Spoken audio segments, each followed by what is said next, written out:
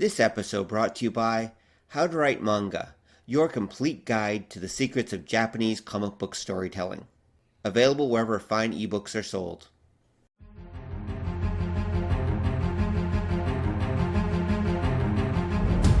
The world has gone insane. Cosplayers rule the conventions, gamers dominate the tabletop, and the internet. Sci-fi subjugates the movies, and fantasy rules the bookstore with an iron fist. Only one group can bring order to this unruly mob.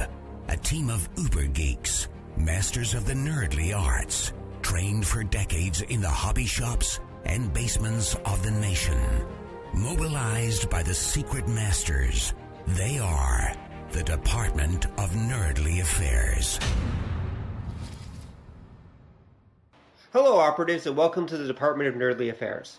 I'm your host, Rob Patterson, here with my co-host, Don Chisholm. Hey. And tonight, we have a special guest. A media professional from India has agreed to join us tonight. His name is Rashid Narain Shukul, also known as RN. And he's going to be talking to us tonight about his career and about the Indian media industry, specifically the Indian television industry. Welcome to the show, RN. Hi, how are you? Good, thanks.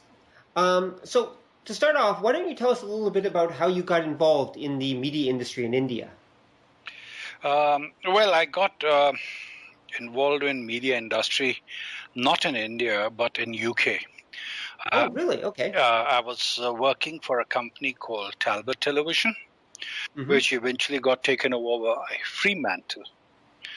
And this was a company which went into game shows and till date remains the largest manufacturer of television software.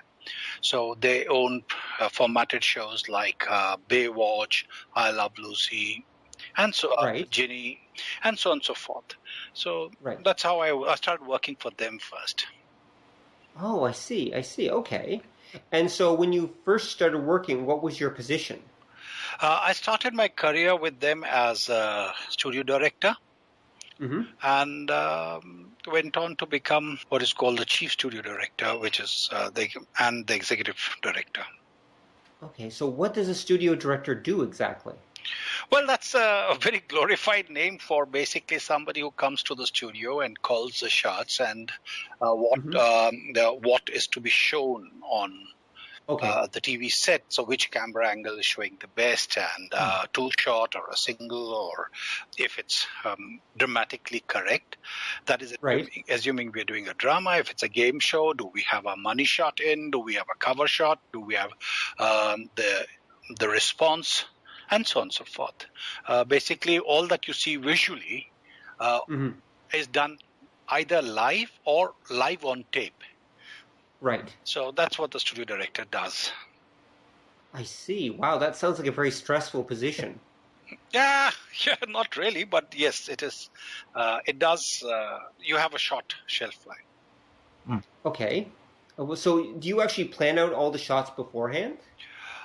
Well, there are two approaches, principally. One is that is a structured show where you have everything formatted and your shot divisions are done and the sequences are done. And then the second one is where you do it on the fly. So as things happen and you take those decisions. This would be more so in case of news-like coverages. But then we are looking at two extreme ends of the format. Reality might lie somewhere in the middle where you have a structured approach as well as a mixture. Right. Yeah. Now, as far as your background goes, so did you actually do work in India as well, or was it primarily just in the UK? No, I did work in India as well. I went on to become, I was a camera person. In India, initially my first qualification was as a cinematographer. So I started working as a news cameraman. And that's when I worked for a company called, which is a cable network, not a cable network, sorry. wire service, and they had a television service like Reuters Television and BBC. We had it's called PTI, Press Trust of India Television. So I worked for them, covered practically all the wars that happened during my time, from Sarawi to disintegration of USSR, Czechoslovakia, and Cambodia, and practically that's it. Were you a war correspondent? Yes. Were they actually sending you out into the field? Yes, I covered IPKF, that is Indian Peacekeeping Force, so-called Indian Peacekeeping Force within quotes, to Sri Lanka. I covered Iraq invading Kuwait. In fact, I was there at the time when Mr. Saddam chose to walk in. Wow. Then I was there in fair number of African states where the civil wars were on. Some of the longest lasting, really stretched out civil wars, which are still on in Sarawi, for instance. Then, there I did war as well. Wow. Okay, that must have been very dangerous. Well, it was paying all right. I don't know what the dangerous was. Well, yes, I hope they paid you very well for that. Yeah, it was. See, I don't know, jokes apart, it's a passion. See, one of the best things is my parents never told me what to do. And when I chose, I was the first person.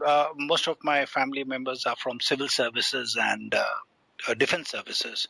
So I was the black sheep out, but nobody objected, and they allowed me to go wherever I wanted and follow my dreams. As a result, I never felt that I was working. Right. I was being paid for what I enjoyed doing most, whether it was a studio director, whether it was a cinematographer, or when it was making documentaries. As a result, I just couldn't understand why people want to pay me so much, and I'm the one who's having fun. So, and in process, I learned a lot. I saw a lot. Right. It was a whole, and that was it. So, wow. Because that's a huge variety of activities you did during your career, from directing to being out in the field. Like, I don't know if most people would have that wide berth of experience for their career. I'm sure there are plenty. It's not like that. I'm not a unique person out. But then, yes, I do take pride in the fact that I got opportunity and I made the best of it. And I never said no. And it took me places. I've been to Antarctica. And then I've been to Nunkun, which are the 4th and 5th highest peaks in the world,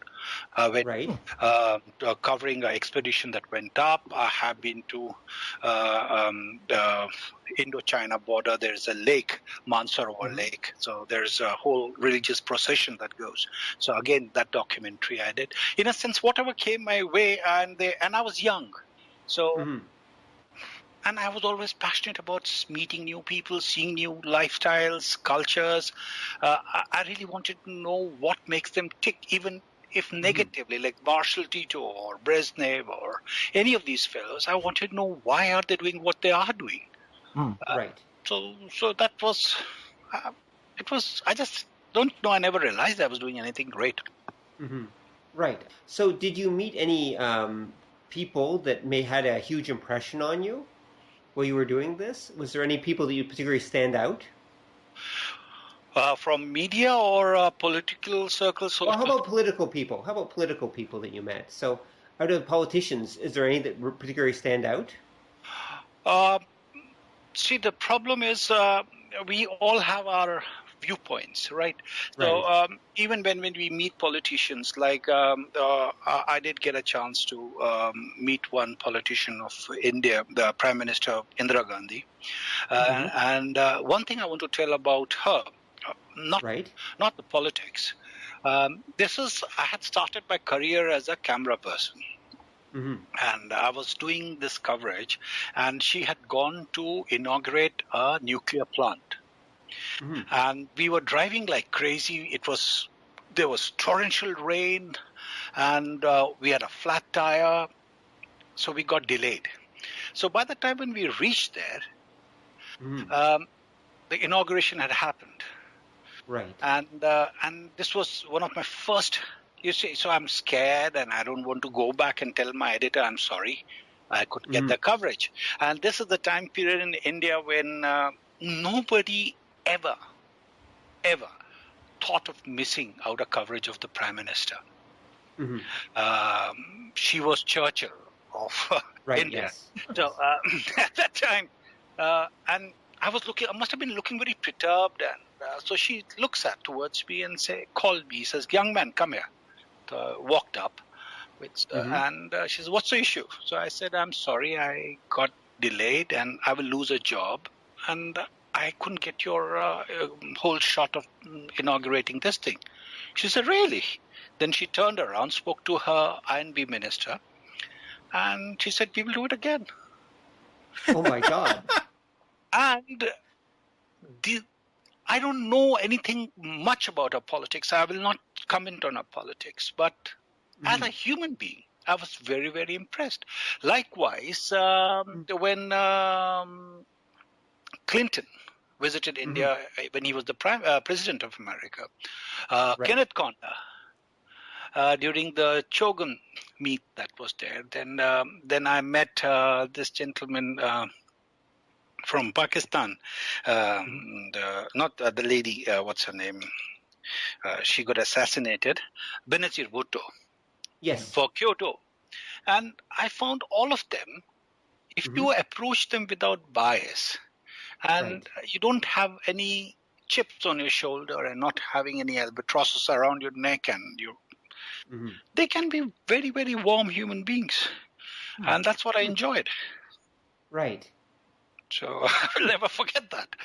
Oh, I believe that. I mean, wow, you've definitely met some exceptional people in your time. Yeah. Yeah, don't make it sound as if my time is over.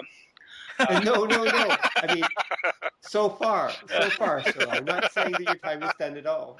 I'm sure you will meet many incredible people in the future, too, in your long life. Inshallah, I will really look forward. Exactly. Yeah. So here's a question then. So how is news in India different from news in North America or the UK? Like, since we're talking about the news system, how is their approaches to news different? That question is easily asked and answered. If you'll allow me and indulge me for a moment. Sure, of course. How do you define news? If you define news by some valuable piece of information on the basis of which people are going to take decision or exercise choice, which is enabler, which will democratize your options, right? Then I doubt there is news anywhere in the world. Okay. News in India starts under a prime minister. This is independent India. But you must remember, media comes to India not during that time. It came around 1780, that is 18th century, towards the end of 18th century, when we have Lumiere Brothers films being shown in Bombay. We have the press coming in. That would be the end of the 19th century. That would be 1780. Okay. Not for the Lumiere Brothers. Lumiere Brothers were in the 19th century. Okay, that is. You're right. I didn't mean it. In 1780 is the first press that comes. Right. Okay. Sorry. Comes into the organization. So what is happening is that at that time, India is under a foreign yoke. Right. So please understand, the agenda for the masters at that time was very different. Their concept of what is news, what should be consumed, what should be given out, is very, very different from what people thought. So around 1780, you find suddenly there's a spurt of newspapers, which starts with 2 English dailies and something like lands up with 6,400 vernacular dailies. And by 1847, I presume, that's the time when suddenly you find the newspapers are publishing things all over again, which are anti-British. Right. Now, just because they were against foreigner who had illegally occupied a country doesn't mean it was objective. Right. So the news as an objective piece of information is a myth. So again, you find, depending who publishes it, there's an agenda. Why is it being published? And do you think news is always there in what has been published? No. News is also there, and more often than not, is in what has not been said.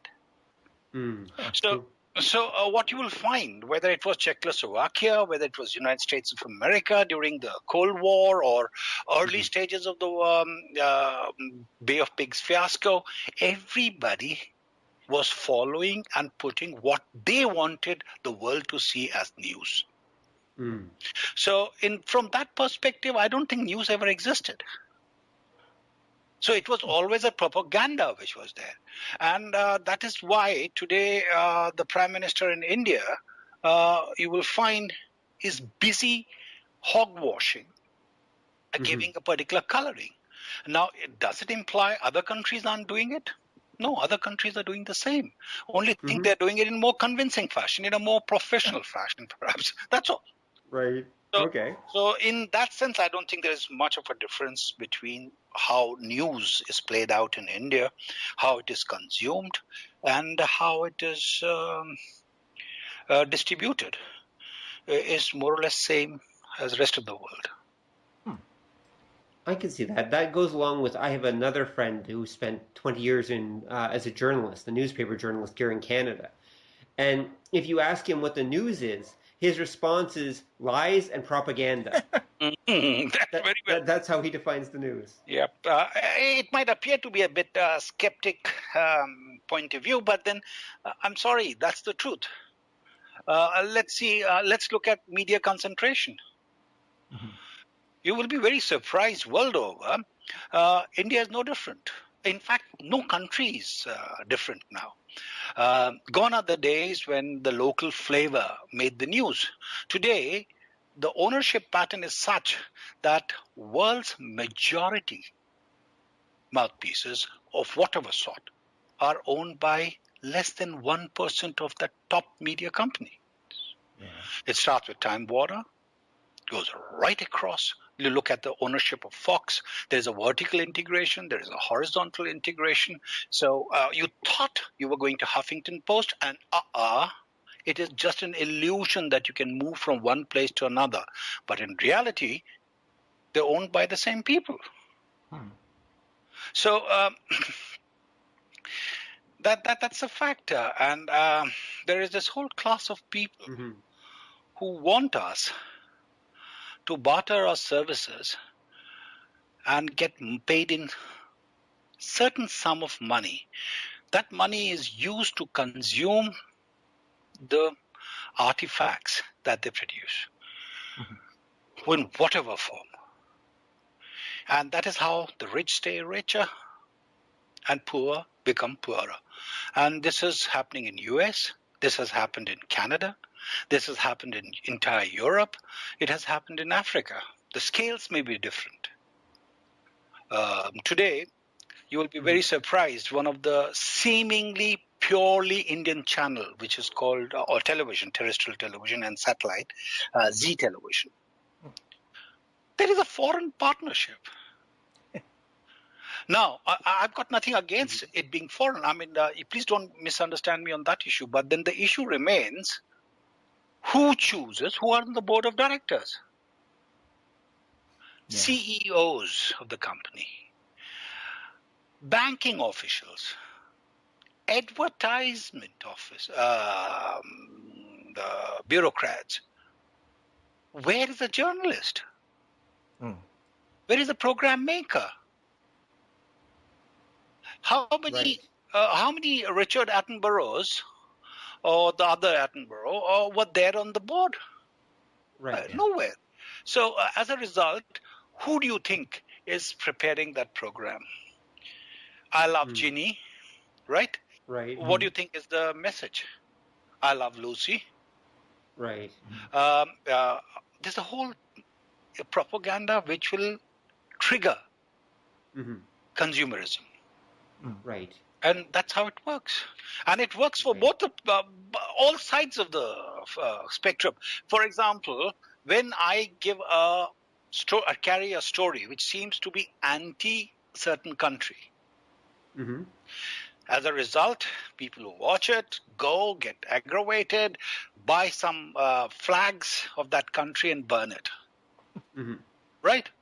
Then that country's newspapers or media outlets carry a story which is anti-you.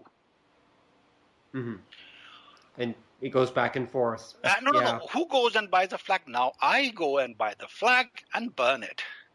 Right. And who happens to be the owner? Who's making money? Not just a flag manufacturer. He's a very small player. Right, small hybrid, of course. Let's take a case of Union Carbide, for example. I don't know whether you can carry names like that, but maybe you would like to. Well, this is your personal opinion, so yes, we can definitely carry let's take Union Carbide, for example. How Union Carbide was allowed to get away with murder. Not in India alone, in certain African states as well. How BP was allowed to muck around the Gulf of Mexico. Yes. Oh, they apologized. Well, they apologized. They apologized very nicely. I know. It really made a big difference. I'm sure the environment is back in place. What's left of it? Yeah. And I'm sure those whales are now coming in again, and so on. So what I'm trying to say is that people who are making money, and they will continue to make money. That's what media is for. And we are being kept on a kind of a drip, which allows us to live in that make-believe world where we believe we can make a difference. Right. Let's look at how many of us actually go out and work for Greenpeace. Very few. Yeah. And why is Greenpeace so adamant about trying to ram all those whaling ships? I would presume because they believe that it will make a difference. They're trying to stop the whalers. Yeah, but how much of coverage do they get in international media? Very, very little, depending on the news cycle. Yep. That's the point I'm trying to make. So the players might change in North America. Players might change in, say, the new parts of the world, like post fall of the Iron Curtain, in India or in Africa. But you will find are connected. Right. So that's it. Okay, so ultimately, then the news is not reliable anywhere. It's all just whatever information that the higher powers want us to know, or will steer us in the right direction. Well, that is one way of seeing it, but then there is another very, very powerful media which has come in late. I think is perhaps, of course, the people have been moving in. This is the new media, where we find that now practically you and I can put across what we think is the fact or the truth. Right. And the discerning power of the consumer comes into play, where he can opt for various channels and say, okay, this one is closer to the truth or my perception of truth. So in that sense, this new media has really revolutionized. It has taken the cost away. Earlier, what happened if I wanted to say something on television or on a newspaper, the cost was inhibitive. Yeah. It was totally prohibitive. In a sense, I couldn't dream of, and my reach would have been limited to maybe a colony or a block where I live. Right. Yes. But with the coming of new media, you find that today I can reach practically any corner of the world with bare minimum expenses. Yes, exactly. With the power of the cell phone that's sitting in your pocket, you can produce media of all kinds. Yep. Earlier, we were running around for media. We were chasing information. Today, information is around us. And you just choose what you want, and the Twitter goes, there it goes. And you start getting all that information, or you want to go on any other social media. So that this new media has revolutionized, and I think it's perhaps this where citizen journalism has really saved the day. And so there is a hope that news is eventually not going to die, and there will be people. But of course, then the game is being played where you first discredit the source. Right. So that nobody believes in it. My personal view is this one might sound a little political, is like portrayal of certain religions or a section of nincompoops from a particular religion being portrayed as stereotypical representative of the entire religion. Right. Yes. And it's how do you think these stereotypes are being perpetuated? Through the media. Through the media. And it's not just the news media. There is a much more subtle thing that happens. If you see how Hollywood has been portraying, if you see how, why blame Hollywood? How India does it, how Middle East does it. Everybody have their favorite, what's it called? Villains? I was saying like we have somebody, you name a dog and then hang him. We basically have somebody whom you can beat and say this is the rascal of the highest order, and everything that is going wrong in my country, politically, socially, culturally, ethically, in terms of morals, you can very coolly and conveniently put it all across another. That's what America did with USSR during the Cold War, and that is exactly what USSR did in reverse to the America. So this game has been played for donkey number of years, and remember, this did not start with Eisenhower. It started much before even Americas were colonized by the Europeans. So this game has been going on for a very, very long time, and it's part of our nature. So I can see that. Okay, well let's change our focus a tiny bit. So you mentioned about, since we're talking about like the rich and the poor and such, I have a question. Since you were involved with producing game shows when you were in India and the UK, I was wondering if you could talk about how do consumers feel about people winning big prizes in game shows in India versus the UK? And I'll give you an example. Here in the United States and Canada, if it's expected that people are going to win big money because your average person wants to see your average person winning big money on game shows because that gives them a sense of kind of hope that they too can someday be rich. Whereas in Europe, I know in some Asian countries, they actually have game shows, but the prizes are very small because the public actually feels that people should have to earn money, and they get offended if they see people winning big money for answering stupid trivia questions. So what is the difference in philosophy of the game shows, say, in the UK and India versus, say, North America's approach? Okay.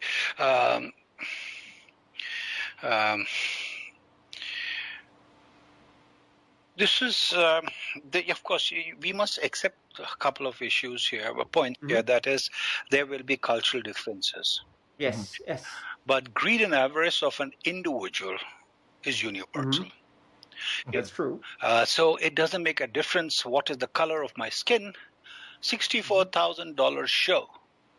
Right. It's going to get me closer to my dreams, irrespective of the fact which part of the world I live in. So we must understand these issues. Some of the game shows, let's take, since I took the name of 64,000, there was a film also made, and how the whole corrupt producers were selling and fixing the game shows. That's another aspect to it. But then the fact is, and thanks to $64,000 show, no game show has been allowed to come on the prime time after that. Oh. Yep. I didn't notice that. You're right. Yes, because there's a history to it. So anyway, coming back to the question, in many of the countries, like you very rightly pointed out, there's a degree of hope. Yes, I can be it. Right. This carrot being dangled on a stick, and we all go, and there are certain societies which are extrovert in nature, where everybody loves to see tears and joys and jumping up and down, and then that amazed feeling and something wonderful has happened. That Cloud 9, it works. Mm-hmm. Believe me, it works in every single country. Right. However, some of the game shows may not have been able to garner as many rich sponsors. One. Two, the advertising agencies which really bring in this money. Bigger. India had a 1 crore show, which was equivalent to. I'm not very good at conversion, so 1 crore INR. I did that show. I directed that show, and which went on to become Kaun Banega Crorepati with a very famous Indian actor Amitabh Bachchan as the anchor. I didn't do that show. I did the show earlier. So the whole idea was the money is huge. Not everybody can win. So and what they did was, it was to take that morality to be on a better platform. It was not a chance game. So there was a degree of skill. So when you're being quizzed and you can answer on the areas of your choice, expertise, and you say, okay, I will be quizzed on physics and so on and so forth, it looked as if I have earned it. But remember, and it worked. Then there was the show, The Price is Right, which in India came, we did it again. The Price is Right, we did the show. It was called in Indian language, in the Tol Mol Ke Bol, which is same. It's a format show. Now you came, you saw a product, and you guessed if you're closest to that product, the actual price, you got it, right? So now it should have got very low TRPs. No, it had huge TRPs. Okay. So what hypocritic stance are we taking that people, societies feel and look down upon? It's sour grapes, my friend. You won. So what did you do, man? All you did was you danced. I mean, India's got talent, Britain has got talent, Germany's got talent, Pakistan has got talent. Everybody's doing the same show. Everybody's got talent, apparently. Apparently. And still we hear some really pathetic music. Or dance forms. So no, it isn't that. I think most of the societies, yes, there are certain other elements. If you go into look into the sociology of it, there's certain introvert society. There's certain societies which do not believe in exhibition of certain emotions in public. So as a result, what happens is there are certain game shows have not been able to click. But then what they did was this India Got Talent and this whole Got Talent thing suddenly took them out of that discomfort zone. So it was brought in within a different sphere where they could now participate and not feel bad about it. That's it. That's what I think. I may be wrong, but then I'm convinced most of the people are happy winning, provided they get a feeling that they had a fair chance of representation and and participation. Once that happens, it's crazy. Now, do you have any particular memories as a game show producer? Was there anything that really stuck out during your time as doing that job? Oh, I like to share one piece, which totally apart from how I see the world today. At that time, remember, I was young and we were doing it's the best fun you can have with clothes on. Direction is crazy. It's because you make a choice and the world follows. So you're not supposed to shout. You have this microphone on, and you are talking to something like 60 to 80, depending on the size of the production, people, and you just whisper. And with a flick of your fingers, you're deciding who is going to be listening to that intercom and who is being kept out. And you just whisper, and they follow. You play God at that time. It's a very, very exhilarating experience. So what I wanted to tell you was I had this executive producer who was also my lecturer, my professor for television. He used to say, and I would say, when will I become a real director? What is it that I need to do? I've been working on my scripts. I know my scripts by heart. I know the format. I know this and all that crap. He would always look at me with that and very quietly smile and say, the day you have become the director, you will know. So I said, how? He said, no, don't worry. And I was doing a show for GM Television that was in UK, Fisherman's Wharf, and they used to do a breakfast show. It used to start at 5 o'clock at that time. So we would be picked up around 2 o'clock early in the morning and get ready and do the whole breakfast show. The breakfast show was on what is called a hot seat. So the seat is always occupied by the director.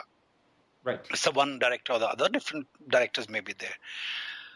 And I came in, first day I tried impressing everyone, all those weird camera moves and thing, and nothing. And as the time went by,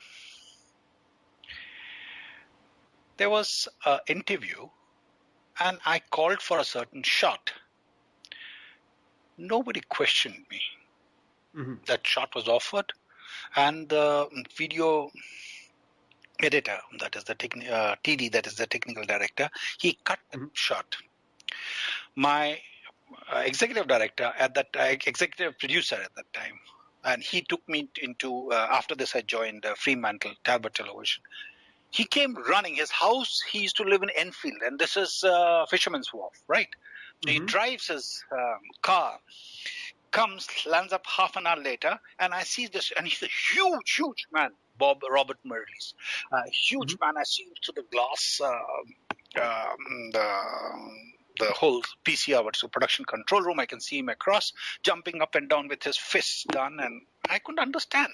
So when my show was over, I came out. He said, "Today you are the director." I said, "Why?" He said, "Because everybody trusted you. You called a wrong shot. It was a horrible shot. You had no bloody business to call for that shot. And nobody questioned you. They never thought you were right or wrong. Right. They just followed you. Right. And so you are the director now." And that day I realized what a grave responsibility you have. If things go wrong, it's your funeral. Yeah. And if things are right, it's a team effort. And even then, to be very honest, when things went right, everybody got up and clapped for the director. So it's just that moment when I realized, crap, man, everything rests in your hand. An ordinary show can look brilliant, and a brilliant show can be made to look like mediocre or below par, depending on what your mood was or how you chose to call the shots that day. So that is one thing which I always told my students when I became an educator. That is later on, after accident, I did go into academics and serious academics. I used to tell, have faith in yourself. If you have faith in yourself and you know what you're doing, people stop questioning you because they have placed their faith in you, and they will just blindly follow you. And that's the time. You're the most dangerous part of your curve. Yes, it is. So I'm sorry, it's really going down the memory lane. It's really no. That's fascinating. Actually, that's really interesting to hear. I love to hear your stories about that, and that's true. As they say, a little knowledge is a dangerous thing, and same with a little confidence. Or a lot of confidence, because a little knowledge and a lot of confidence is a very dangerous thing, I guess. Yeah, you're right. You're very right. So back to India for a moment then. Sorry, that's an area that we and our audience don't know a lot about, so I'm taking the opportunity to find out a little bit from you about this. Sure. So what kind of sensibilities do an Indian audience have? Like what kind of things appeal to an Indian audience compared with, say, a British or North American audience? Okay. Well, there are obvious differences between the British and the North American audiences. Though Canada being slightly closer to the British temperament and choices. Let's see, India has a very peculiar psyche. India, people get offended very fast. it's a land of huge diversity. Right. And this diversity exists in all forms, ethnicity to religious beliefs to, you name it.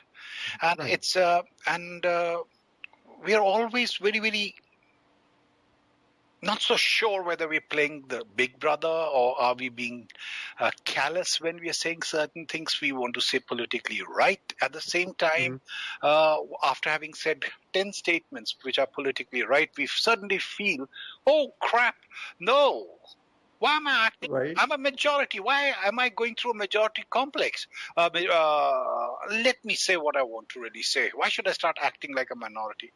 Sorry, why should I be bothered about the others? So at that time, I start playing the minority game. I become what is called, I start acting as a minority. So there is a very peculiar. Then another thing is, remember, India has been a melting pot, literally, unlike some other lands in the New World, where people have brought in their own fabric and the weave which has come has clear-cut strains of different fabric being woven into one piece.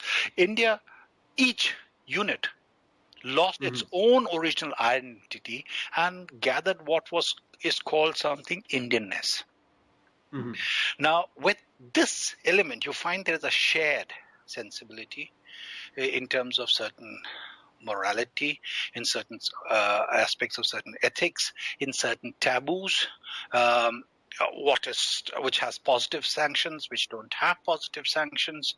For example, today in media, the films which are coming out address gay issues. Right.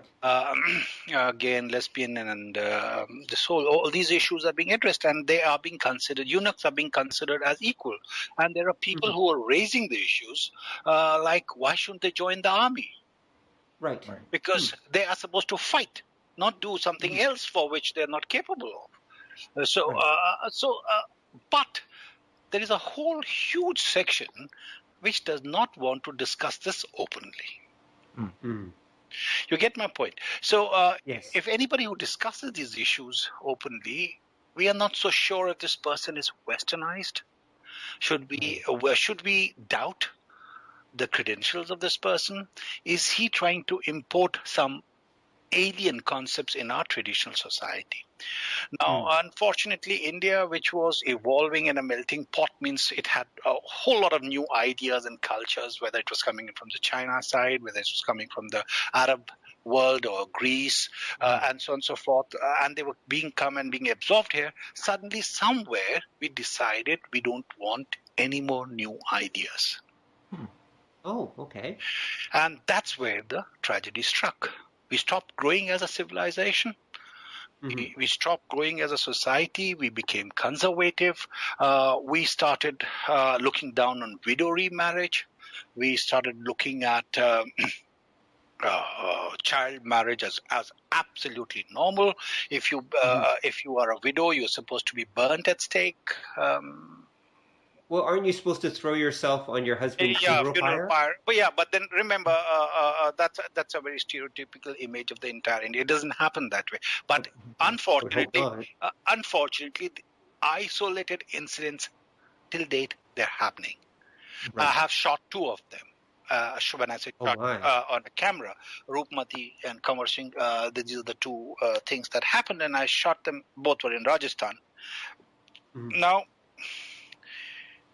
people are sticking to these values, whether negative or positive immaterial, because they think people who are trying to change are implanted by the vested interests, which are primarily Western. Right. Now, this is another part of the psyche which has developed. Another psyche which has played havoc with our mindset. There is... I shouldn't be saying I'm no more part of that, but nevertheless, is the divide which has happened on very obvious terms, which is dominating the Western world as well. As a result, what has happened, everything seems to be fair play when it comes to writing somebody down.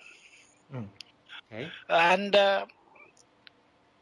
caught in this are those people who feel obliged to take a stance. No, this is wrong. The moment they do that, they're aware they will be run down as pseudo-intellectuals, pseudo-secular, and basically enemy lovers. It sounds familiar. Yes. Yeah. So these are the sensibilities which we have to be aware of in India. Unfortunately, what is happening is there is a vested interest in keeping people on tenterhooks and hanging on to certain age-old decadent traditions. When I say decadent, because they stopped growing at a certain point of time, and that is how they are kept under control. The rural India is kept under control. Semi-urban India is kept under control. And for example, you will be very surprised. Valentine's Day. Now, Valentine's Day is supposed to be anti-Indian. Huh? Is? I don't know how. Okay, I understand. Okay. Saint Valentine wasn't born in India, but nevertheless, don't tell me if, Indians weren't having affairs and trying to approach their people on whom they had crush or whatever. Right, yes. So now there are two interests. One has been portrayed as anti-Indian, anti-social, because it is Western and undermining basic ethos, the whole fabric of Indian society, the culture. On the other hand, the people from the very same land have commercial interests. Because that means cards will be selling, that means roses will be sold, chocolates would be sold, and people will be booking those restaurants and so on and so forth. Yes, of course. It's big business. It's a very, very big business. So you see, there is a clash. Now, this clash, again, you will find people siding with it and making money on both ends. Of course. Yep. So we are really, at the moment, I would say India is really caught in transition. Since many of the values were not endemic to this part of the world in terms of how they got portrayed and evolved, so therefore there are certain people resisting it and other people saying, why not? Yeah. Yes. Let's embrace it. Whatever is right, whether it comes from east or west, how does it matter? Let's accept it. So these are some of the areas. But on the whole, if you really move away from this really dark, the pathetic part of a psyche, we love to dance. We love to sing. And it's very difficult. And there's a genre which everybody's trying to portray the Indian cinema and the whole lifestyle as a musical. It's not music. Yes. It is not musical at all, because singing, dancing, music, so on and so forth is part and parcel from the time you are born till time you die.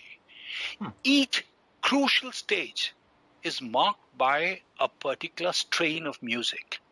Right. A style of singing, a celebration in both prose and poems. So as a result, what is happening is you'll find if you come to India or you visit, why just India, many of the old world societies, you'll find there's a particular music which needs to be played when you are born.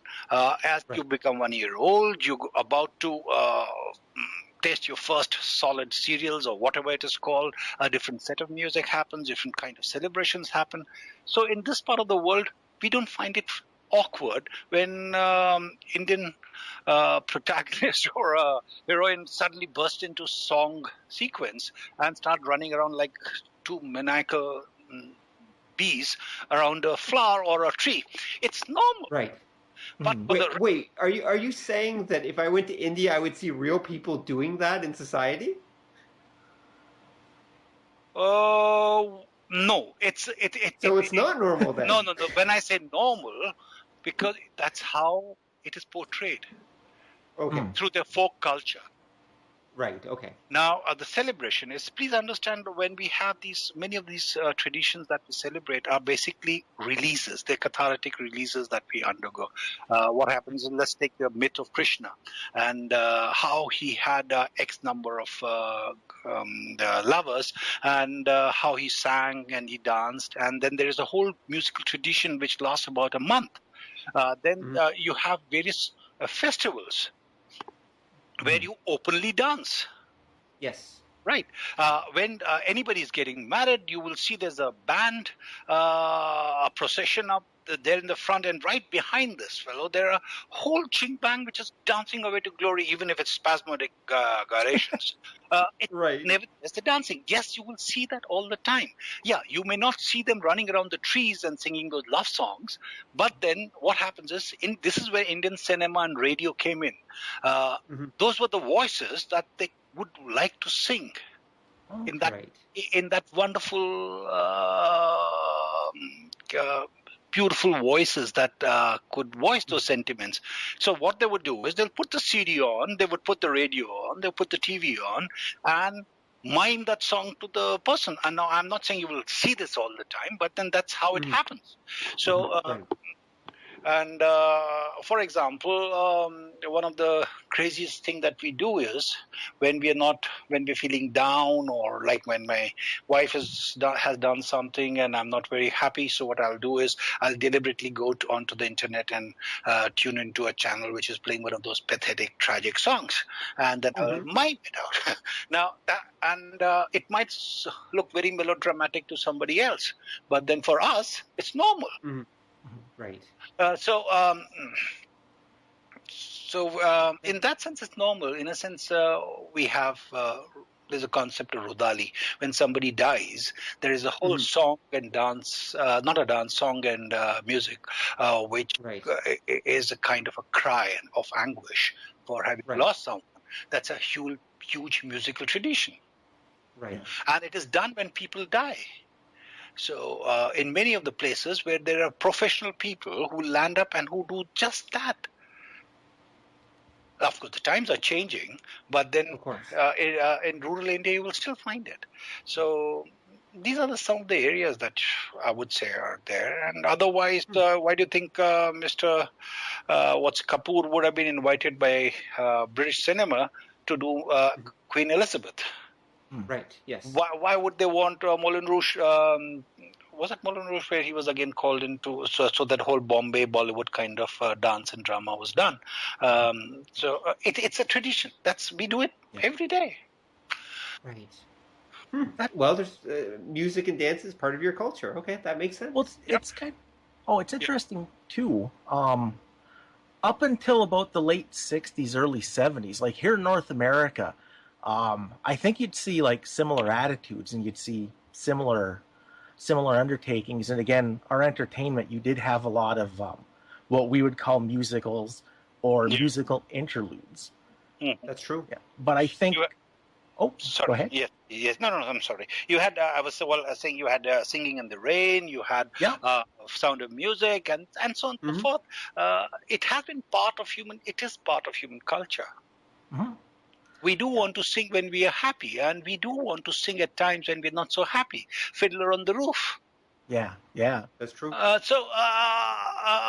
wouldn't really say India is unique in that sense. Only thing is, I think we overindulge in that part. Expression, yeah. I think there's that too, and I think here in North America, what I think happened that changed it for us, because even the family sing-along used to be a thing. That's true. But I think when you got to the 60s and the early 70s, music kind of got co-opted here by the counterculture. And at that point, it wasn't family anymore. It was now kind of the scary thing that those weirdos over there did. That's true. I wouldn't go to that extreme. I would say it still remains an expression. Expression of the self. Please understand, there are certain parts of the world where the societies had developed more on an individualistic fashion, in a sense where individual prowesses are celebrated, where you achieve certain things, and so the families, it became more and more nuclear. That is why you have a whole dance routines and various new subcultures which have come into the play, which are very, very individualistic. Whereas in our part of the world, or where I originally come from, you will find till date the nuclear structure is more of a joint family structure. As a result, anybody in these societies who's getting married, it's not possible that the family doesn't get together and have those all kind of songs, and they actually dance. And there is a whole tradition till date. Recently, my nephew got married, and everybody was dancing. And when I said dancing, not drunken. That would be the North American way of doing it. Yes. No, I wouldn't really go that far. I think you're running down North America a bit too much. You must understand these are cultural nuances, and every culture has its own way.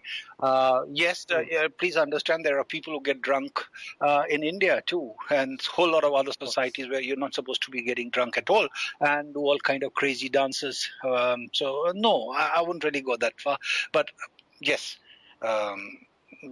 These people and they're professional dancers, right? So that's it. Okay. Yep.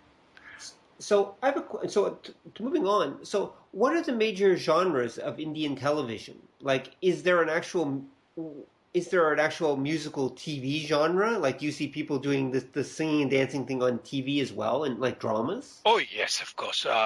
These are nowadays dubbed as reality shows. Okay. What happens is you have like Big Boss. You have on the same format. You have these competitions which are happening where people come together. They would sing and compete. In India, remember, like any other part of the world, every culture has subculture groups. So we have various forms of music and different expressions of music. So they have each of these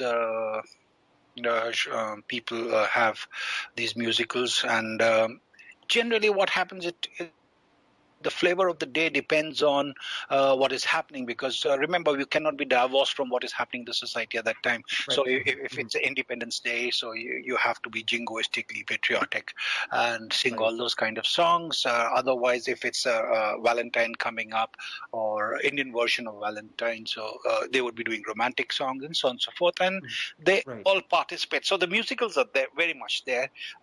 They are in form of reality shows, and of course we want to see people crying because they're lost, and that's where the big money is. Of course. So a small child, they'll get somebody who's 9-year-old and can sing fabulously, but is pitted against, say, seasoned classical singer. Right. So obviously this 9-year-old is going to lose, for God's sake. There's no way he can win. But they're going to play it and pitch him against the other guy and make the other guy look the culprit, and the whole audience is going to go against him. So there will be popular voting, and that's the classic commercialization. But the genres are very much the same. Drama, you will find we apparently are no different from the rest of the world.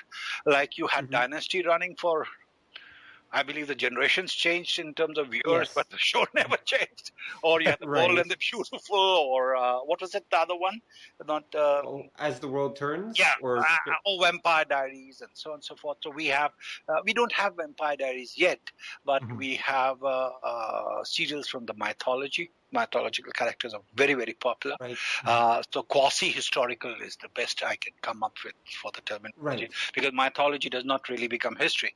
So we have those which are very, very popular. Then another thing is social drama, where we want to see how a woman alone stands up and fights the society, and how and does it. It's very popular. So we have Margaret Atwoods all around, and it works.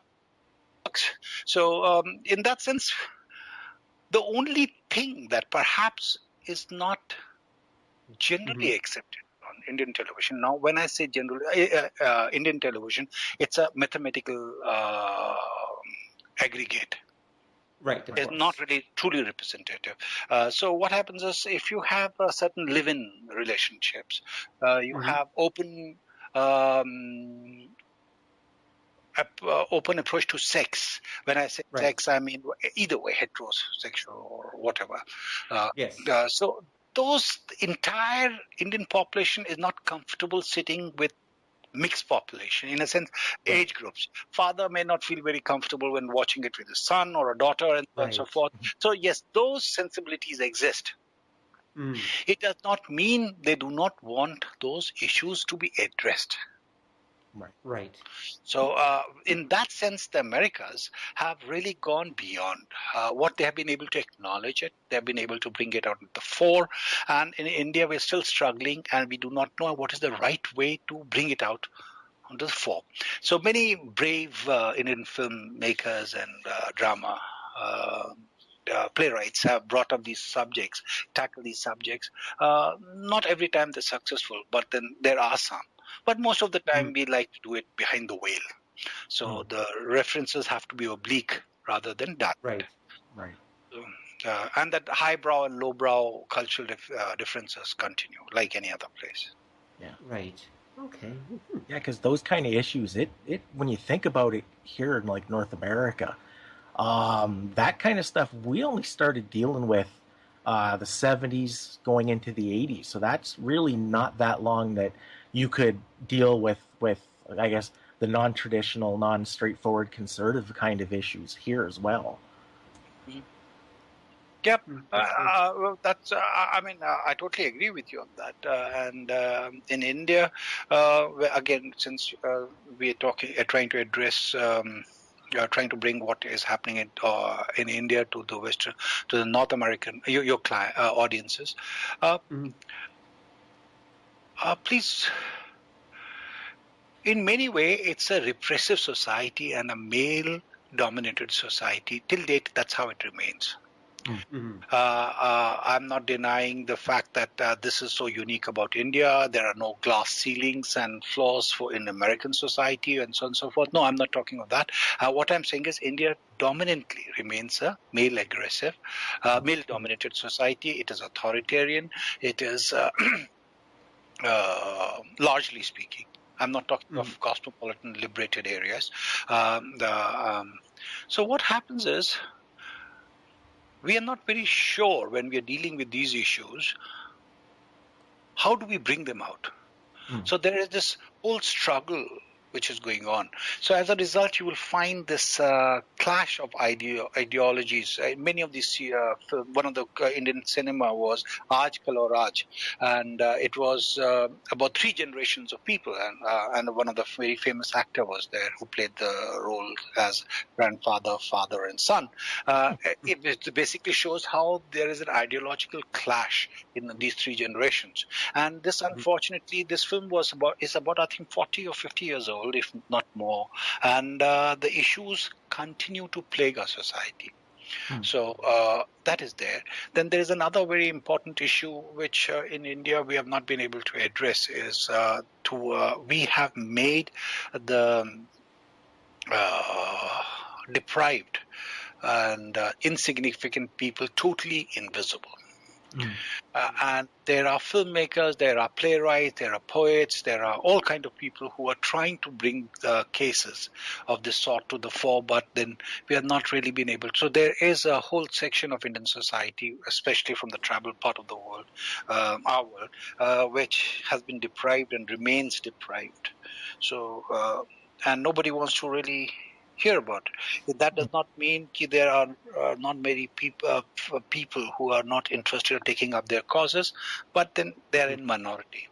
Whereas liberty, which came to the old world much earlier, you will be very surprised. Universal suffrage and voting rights to women comes to other parts of the world before then it comes to UK, the Europe, and the Americas. Yet today, America has, when I say America, I mean the West. I'm sorry, the West has really progressed in leaps and bounds. in terms of personal liberty, protecting that liberty, whereas certain traditional societies have held back and they're not sure how much to let it go. And there is a resistance. And remember, nobody likes change. So whenever there's a change management which has to be brought in, remember there are people who are going to resist it. So this resistance is on. So, and that's another... I think you'll find this is another theme which reoccurs in many of our media artifacts or shows or whatever is the media output. Right. In many different mediums. Yeah. Interesting. Now, for the, I guess we'd say here, the non-mainstream kind of folks, are there like independent or underground like media in India that gets any kind of attention from the public? Oh yes, of course, yes. It's not all dark out there. The sun does rise, and yes, there are a whole lot of forums there, and there are a whole lot of people, and different media addresses different consumers. So the consumption is happening at all levels. You're talking about underground. There is a whole Naxalite movement. There is this whole tribal movement from different parts of India, where you find plays and literature which is coming, which is rabidly anti-establishment. When I say, and people do listen to it, people do subscribe to it, and I'm one of them. My background is such that I'm from my origin is from Brahminical society, which is supposed to be one of the functionally the top-notch priests of us in society, and you know what priests have enjoyed. And I have been consuming a whole lot of literature which is anti-Brahminical. So yes, there is underground cinema, there is underground music, there is underground literature which is happening, there is art which is happening, art and craft. So yes, there is, but I really don't know much because I've been cut off from India for quite some time now. So I can't give you the contemporary situation as of now. But from what I see on the Facebook is phenomenal. So that that underground movement is beginning to threaten the mainstream. Whether it is the Kashmir issue and the political play, politically inspired plays, or satirical shows which are coming up on Telangana, northeastern regions of India, and so on and so forth. So there is a very strong movement which exists. Has it become substantial? No. But it has become audible, yes. People are beginning to notice it. Even when they don't want to notice it, they are being forced to notice it. So there is this whole movement.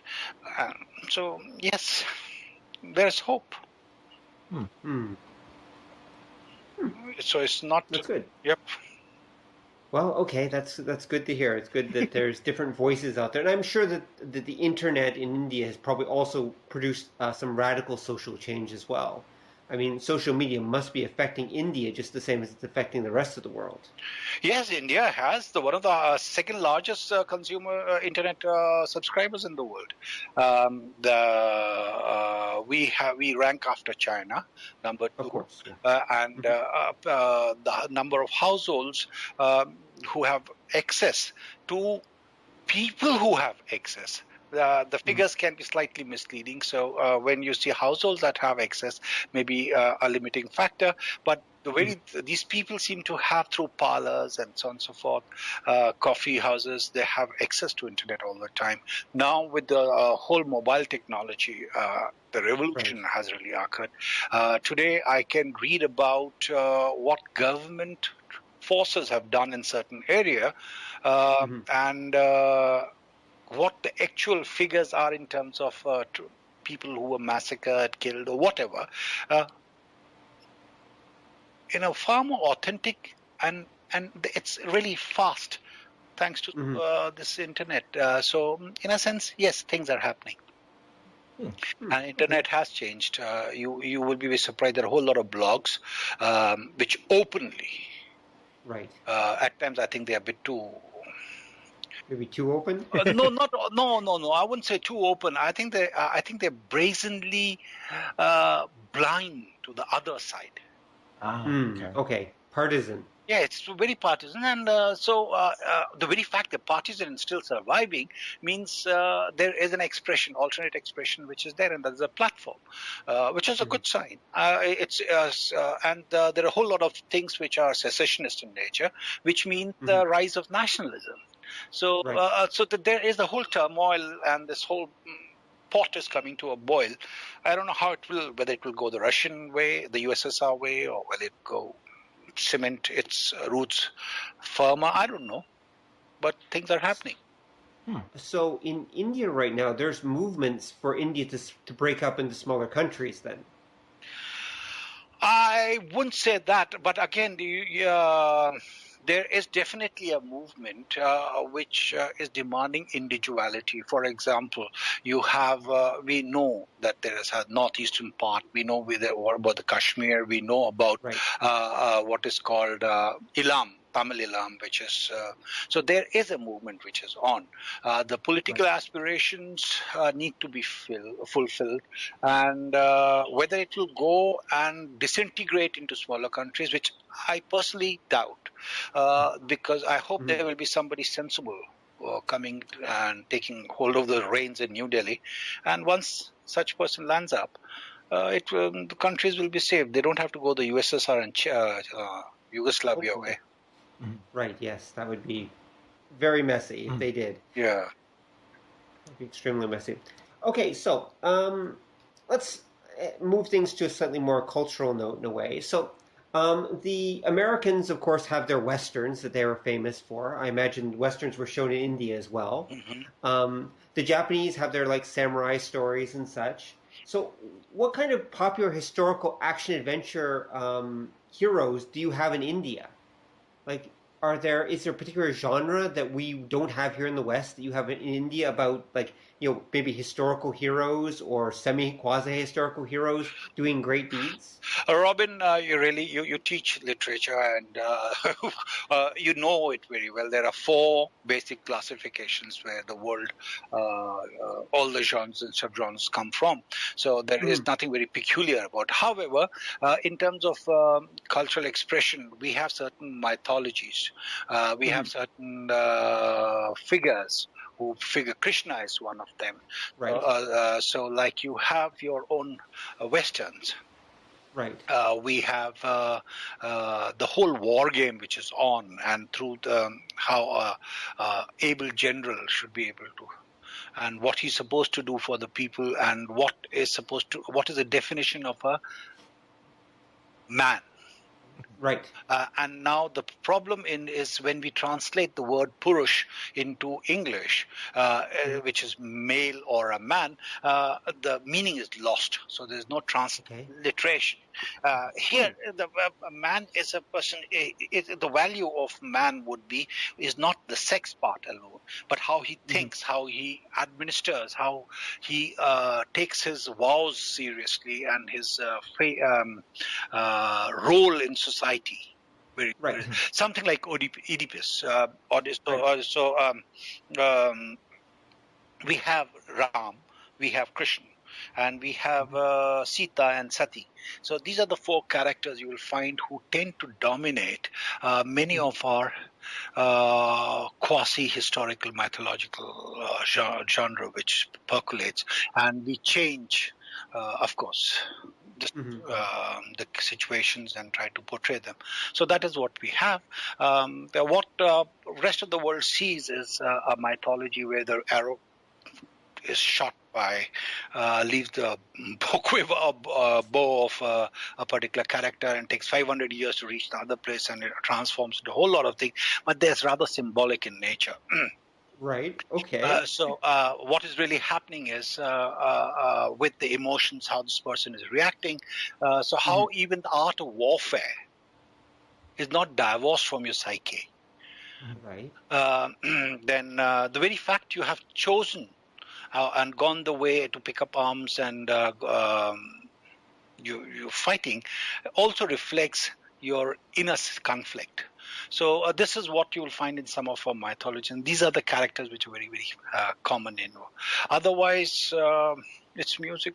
Even many of our plays tend to have a lot of music, and whether it's mythological in nature, whether it's historical in nature, whether they're social in nature, song, dance, and drama is always there, and it's always there, and we are very melodramatic about it. Right, right.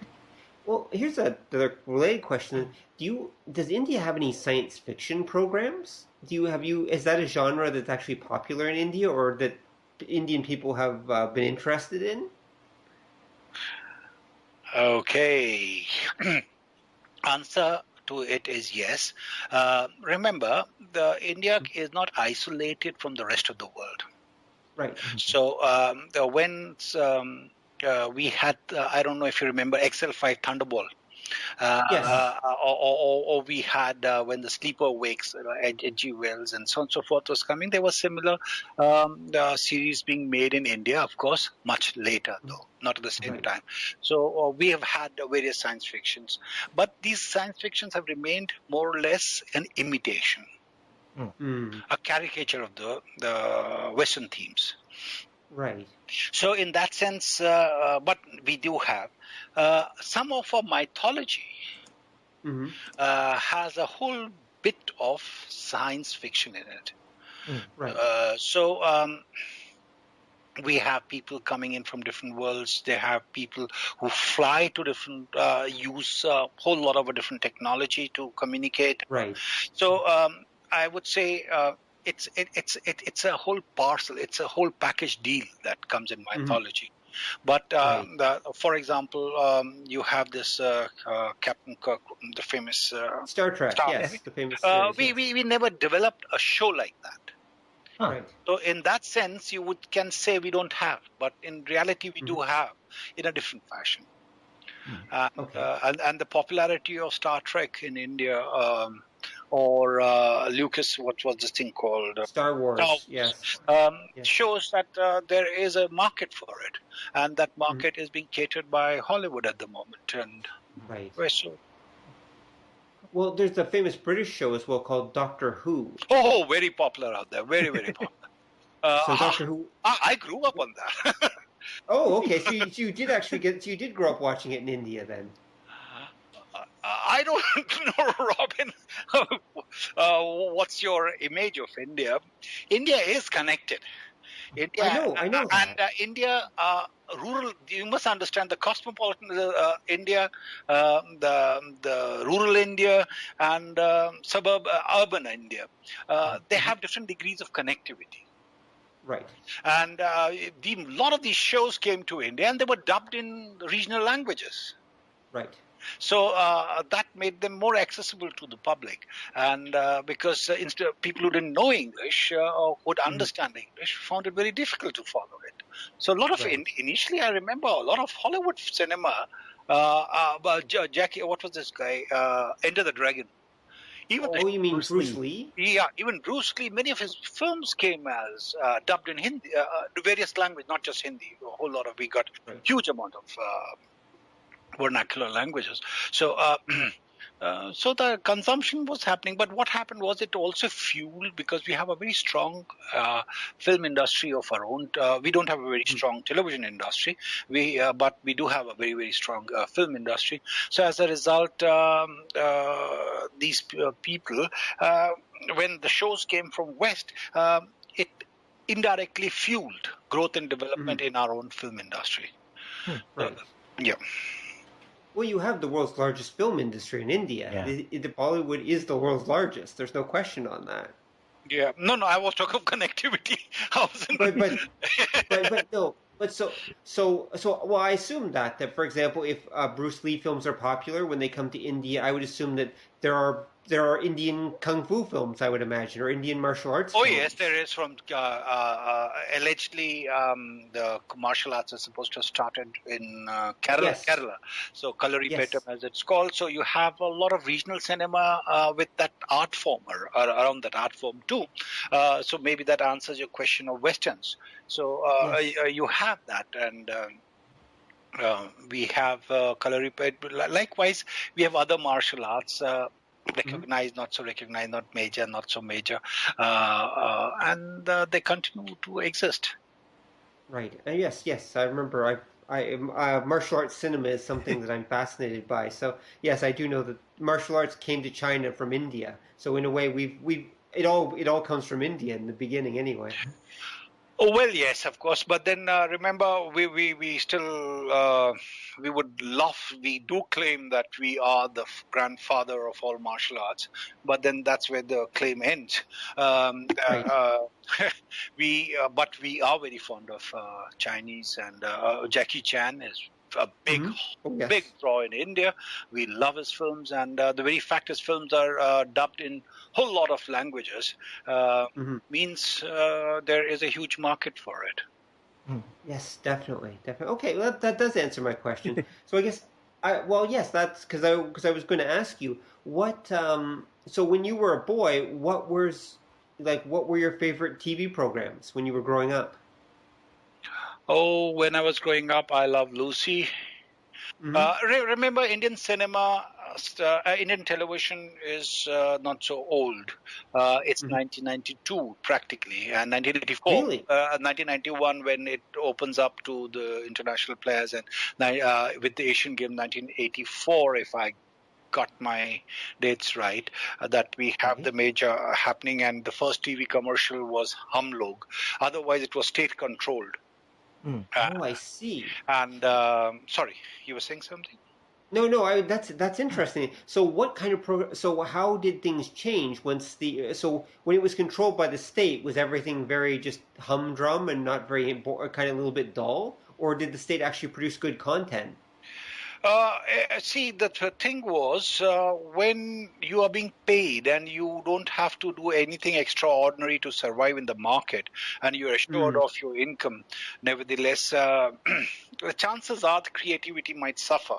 So this was one of the criticism against the state-controlled television that we had. Not that things have dramatically improved with the privatization. Content has become crassly commercial. But yes, the fact remains a lot of creativity this whole bouquet of channels burst on Indian scenario came up. You find that a lot of people who were not getting a chance. Remember, there was only one channel. That too used to be aired for a certain limited hours. Initially, it was for 1 hour. We went on to 4 hours, and 8 hours were in four cities: Bombay, Calcutta, Madras, I think, Delhi, Bombay, Calcutta, Delhi, and that's 4. Now, with so many channels, we have a huge number of channels. I believe today they close at a rate of 4 channels a day. Oh my! And there are new channels which are like 7 channels a day are coming in. So that means on a average, we have a super saturated market in all languages. So what is happening is there is a platform available for a whole lot of creative expression, and those people are getting chances. So it's good. It's good, in that sense. And so you've gone from one channel to a literal universe of channels. Wow, that must have been a huge cultural shift. Oh, it's a paradigm shift. It was really Alvin Toffler's cultural shock. I still remember when Star, that is Murdoch, came into India, and they started showing shows like Bold and the Beautiful, or they had another one which was. So what was happening was when the first Star channel started, which was the first international Murdoch's channels in India, there was a big culture shift. All this while, we had this woman who's properly clad from top to bottom, and for whom, if she's unmarried, father is the central central figure. And once she gets married, the husband is the central figure. And in between, if she had a love affair has to be such a pious affair that it should almost look like religion. Right. From that form of general acceptance to a woman who makes a choice for herself. So when they saw Bold and the Beautiful, and people were scandalized. They had no idea. And then there was this fashion television. I remember there were a whole set of politicians, which I wouldn't like to name at this point of time. Some of them are my friends, who went on rampage, and they had this fashion television they said was porn television and was against Indian cultural ethos. So it was a very big cultural shock. They couldn't believe what they were seeing. And today they have started accepting it. So so it was a huge culture shock when you went from government TV to just commercial television. And so it's obviously still affecting Indian society. You're still figuring out how to deal with it. Yes, and yes, you're right. You can say that to some extent. We're trying to figure out, but unfortunately, this connects. It's like a vicious circle. We're back to the point where we started with. What has happened is when it was state controlled, they decided what they wanted to show. But since it was state controlled, they could afford to pump in money because it was more of a socialist cause. And if they thought this artist is a wonderful person, and so therefore money should be spent and film be made, or a drama, a TV drama be made, or whatever, radio show, they would spend that money, and you could see some good work. But now what has happened is everything is, will it bring me my bucks back? How much will those green bucks come back? So that has also become so. So there is a give and take which has happened. So today we are very, very commercial. Today we have started copying serials, which I went to India. There was a show called Saas Bhi Kabhi Bahu Thi. That means even Saas means the mother-in-law. Herself was a bride at one point of time. That's what it translates loosely. It had started, the show had started, and I revisited India after 2.5 years, I think. I could have sworn this is exactly the next episode from the one that I saw last time, and there's a gap of 2.5 years. So that kind of programming has also been happening. And then came in FM. The FM brought a new lease of life to radio, which was beginning to die, other than community radio, which has been on, which is surviving pretty well in India. FM, but then again FM became song and dance, and just total commercial, and even the news is what they want us to consume, whether we should build a wall which is 40 feet and who should pay for that wall, that kind of stuff, really. Okay. All right, so Don, any other questions that you had? I don't know. I think we've kind of hit a lot of the big points. It's always interesting to see how things like work in some other part of the world, because you sort of get tunnel vision living in like your own place, and you start to think that that's the only way things work. I think it's interesting that you talked about the media, how you're seeing smaller and smaller numbers of people controlling what more and more people see. Especially when you think talking about different companies making inroads different places, that globally you're starting to see a smaller number of viewpoints, because it's these big giant companies that they own the news, and they own the TV companies, and they own the movies and that.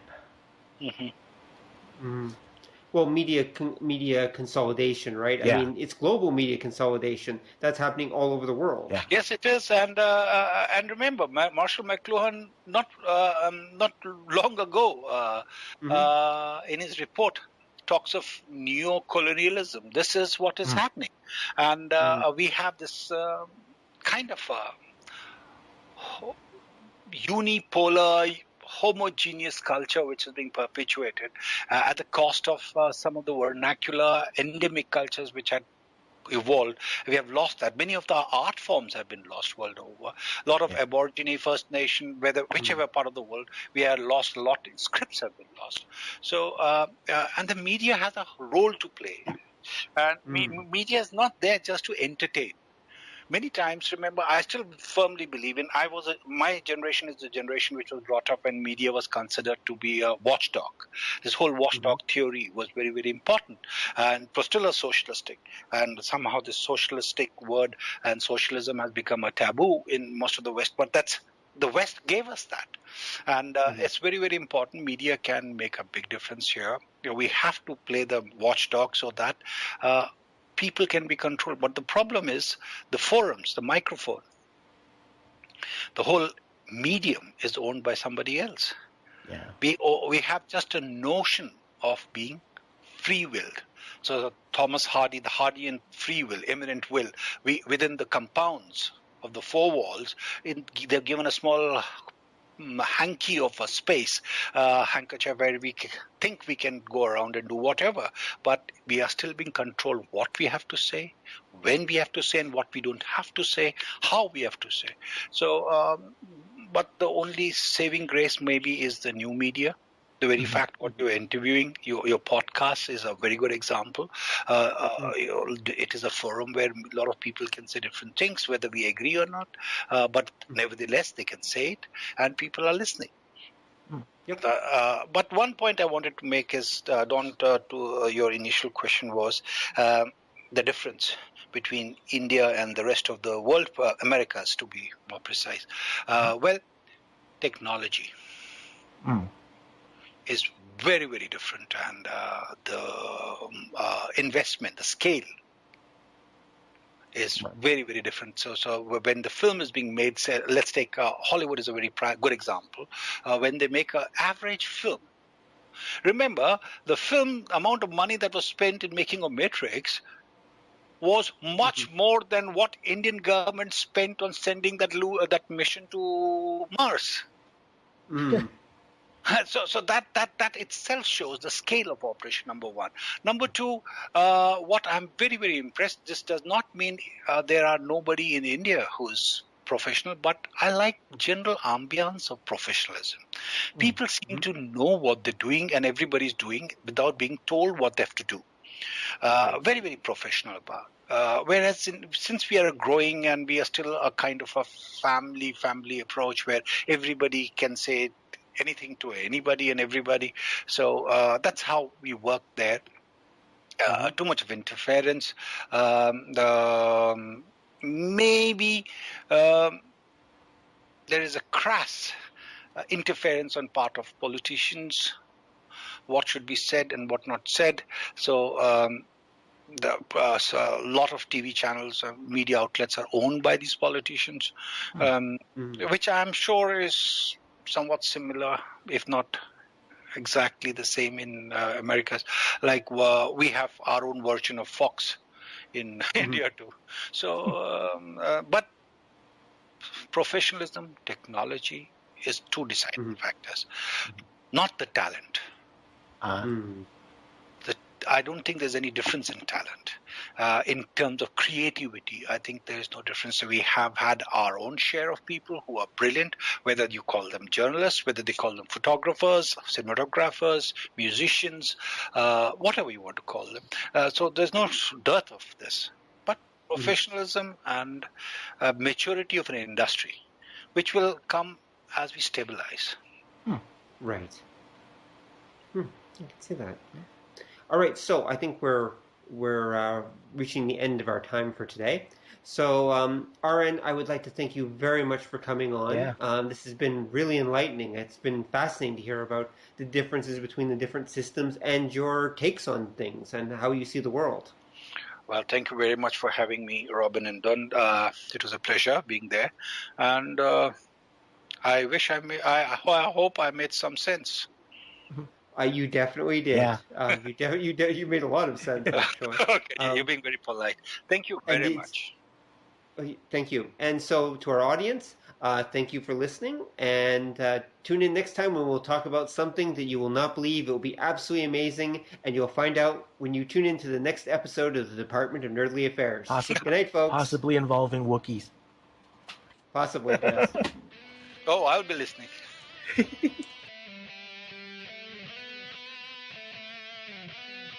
Thanks for listening to the show. If you'd like to hear more or join the conversation, come visit us at obeythedna.com. You can also find us on iTunes or whatever fine podcast site forgot to lock their back door. So until next time, remember that to master the nerdly arts takes time, practice, and enough Coca-Cola to drop a rhino. See ya!